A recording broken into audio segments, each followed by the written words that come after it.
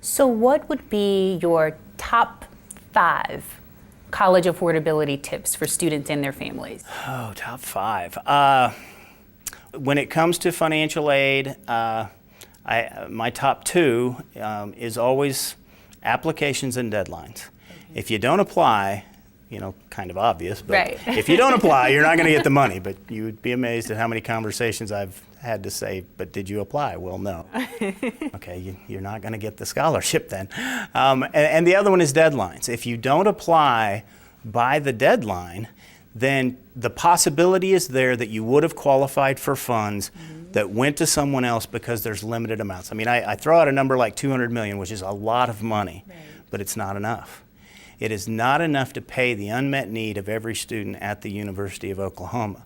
So the only fair way to award that money is you look at the criteria of each individual fund or program or scholarship, and you award those to eligible students, and if there's more eligible students than you have funds available, you award them first come, first serve. That's why it's so vitally important to get your application in early and absolutely make sure that you can meet their deadline. We set the deadlines so that we know we can fund all of the eligible students, and then basically we go beyond it with whatever resources we have left. There's 2 different kinds of deadlines. There's a hard deadline, like the scholarship application deadline for freshmen is a hard deadline. In other words, you get your application in by that date or you're not considered for the scholarship. So a lot of scholarships have hard deadlines. So if you miss them, you missed out. But there are also priority deadlines. And priority deadlines is like what the deadline is for the FAFSA. So the FAFSA priority deadline at OU is March 1st.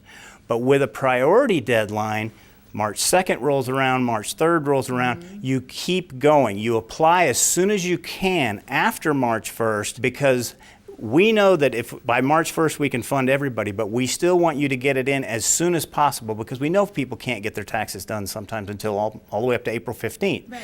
But you keep going in a priority deadline. You just get it as close to that date as possible, but you don't stop. As far as other college affordability issues, I think one of the biggest ones is that you do have to have a plan. I mean, I alluded to that earlier, but I mean a real plan where you sit down with mom and dad and you say, hey, what are you guys going to cover? And be real specific. Who's going to pay for tuition? Who's going to pay for housing?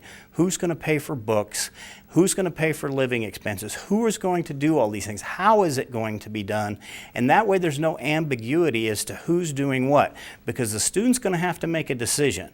Right? One of the biggest decisions a student's going to make when they get to school that freshman year is, am I going to borrow money to go to college?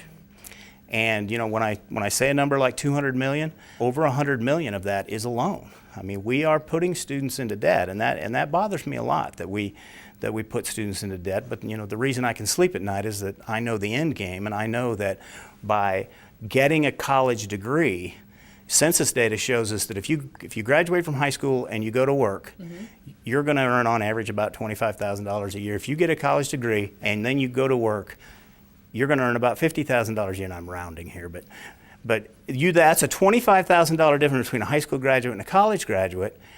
You multiply that out over a 40-year working career, you're talking about $1 million. And so the average student at OU, of the students who borrow, not every student borrows, right, but of the students who borrow, they graduate on average about $25,000, $26,000 in debt. Okay, that's a lot of money. That's money that's going to slow them down when they get out of school. But if you look at a $25,000 investment in yourself now for $1 million payout over the course of your lifetime, that's a good investment. That's a good return on your money. So, you don't want to borrow the money to play. You don't want to borrow the money to live some, elevated lifestyle while you're in your school, but borrow the money to pay for your education, to get the degree, to go on, get the best job, and make your dreams come true. So that is a huge decision that students have to make, whether to borrow. And a lot of times it's a choice between do I borrow or do I work? And some students do both, but some students can choose. Now, working has its own issues. We do promote work because we found that students who work 15 to 20 hours a week actually do better in school because it's almost like a time management thing. They have to be there. They have a boss who cares about them, is looking out for them. They have to follow a schedule.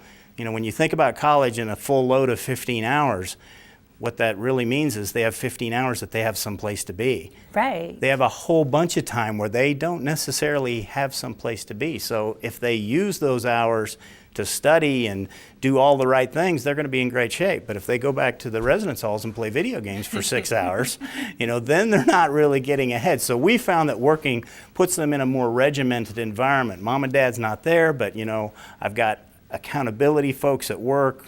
I've got a boss, I've got coworkers, everybody's relying on me, and we found that it's a good thing. Now, the flip side to that is the student who works too many hours. So if you've got somebody who thinks I can work 40, 45 hours a week and take a full load at OU as a freshman, they're probably not going to be successful. OU is a difficult school. It will take your attention and your time, and especially right out of high school, you're just not ready to work 40 hours a week and take a full load at OU. Non-traditional students possibly, but not an incoming freshman. So we would recommend that they scale back. We actually have one scholarship called the Work Assistantship Scholarship, where we try to gift them some scholarship money so that they will scale back on their number of hours worked.